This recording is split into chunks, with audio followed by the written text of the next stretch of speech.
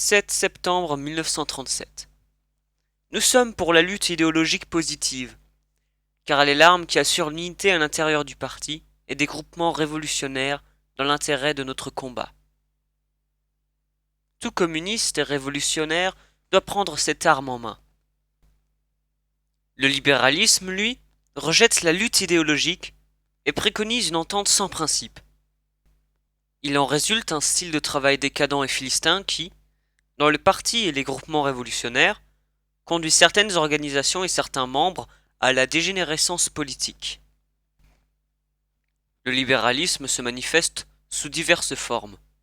On sait très bien que quelqu'un est dans son tort, mais comme c'est une vieille connaissance, un compatriote, un camarade d'école, un ami intime, une personne aimée, un ancien collègue ou subordonné, on n'engage pas avec lui une discussion sur les principes et on laisse aller les choses par souci de maintenir la bonne entente et l'amitié. Ou bien, on ne fait qu'effleurer la question au lieu de la trancher, afin de rester en bons termes avec l'intéressé. Il en résulte qu'on fait du tort à la collectivité et à celui-ci. C'est une première forme de libéralisme.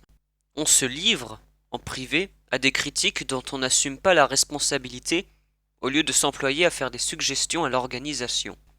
On ne dit rien aux gens en face, on fait des cancans derrière leur dos, on se tait à la réunion, on parle à tort et à travers après. On se moque du principe de la vie collective, on n'en fait qu'à sa tête. C'est une deuxième forme de libéralisme. On se désintéresse complètement de tout ce qui ne vous concerne pas, même si l'on sait très bien ce qui ne va pas. On en parle le moins possible, en homme sage, on se met à l'abri, et on a pour seul souci de n'être pas pris soi-même en défaut. C'est la troisième forme. On n'obéit pas aux ordres, on place ses opinions personnelles au-dessus de tout, on n'attend que des égards de l'organisation, et on ne veut pas de sa discipline. C'en est la quatrième forme.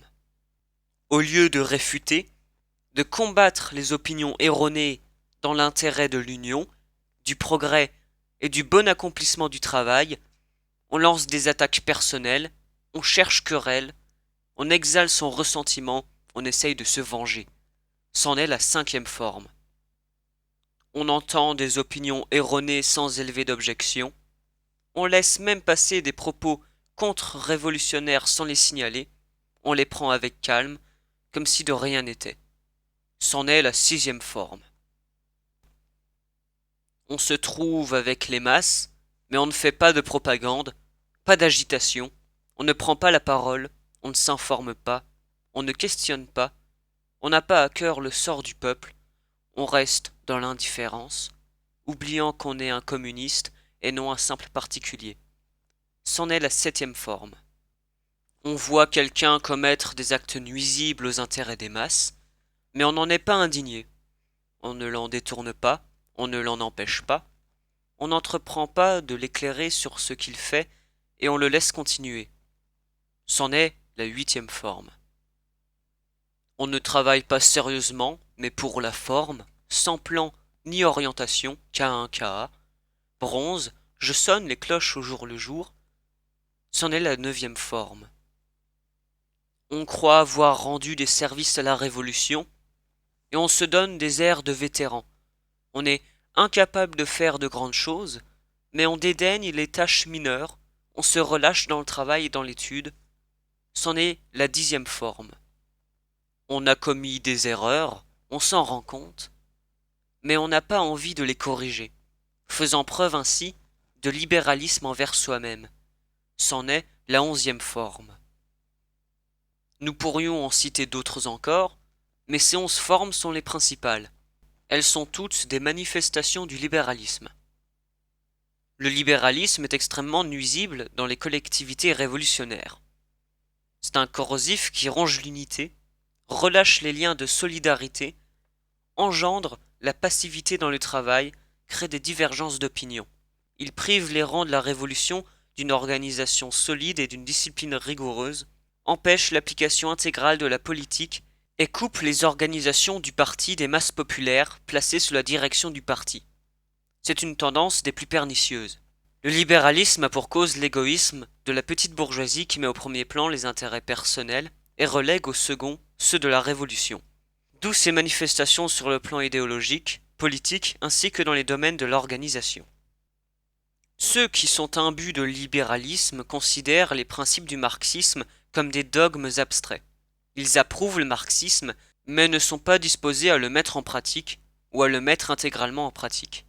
Ils ne sont pas disposés à remplacer leur libéralisme par le marxisme. Ils ont fait provision de l'un comme de l'autre, ils ont le marxisme à la bouche mais pratiquent le libéralisme.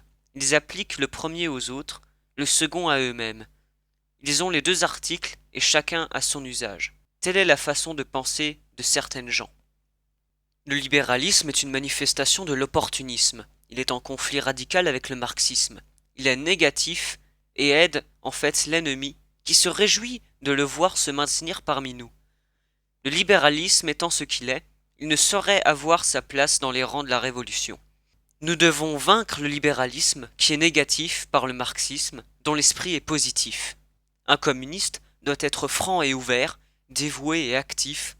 Il placera les intérêts de la Révolution au-dessus de sa propre vie et leur subordonnera ses intérêts personnels.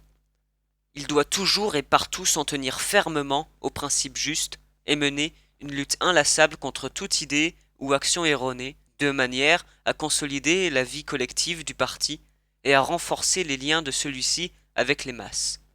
Enfin, il se souciera davantage du parti et des masses que de l'individu, il prendra soin des autres plus que de lui-même, c'est seulement ainsi qu'il méritera le nom de communiste.